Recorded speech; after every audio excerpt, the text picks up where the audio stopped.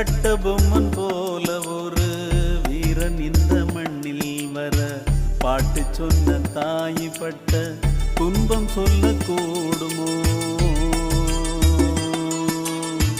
புத்தன் இயேசு காந்தி போல பிள்ளை உருவாகி வர பெத்தெடுத்த தாய் சொன்ன பாட்டெழுதி தீருமோ? ஊரையாண்டு நாட்டையாண்டு உலகை கூட ஆளலாம், மண்ணை விட்டு வானின் மீது கொடியை கூட ஏற்றலாம். கருவறை வழிவந்த உறவெனும் எல்லையை மீறிட இங்கே ஆகுமோ? கதை போல தோணும் இது கதையும் இல்ல, இத கலங்காம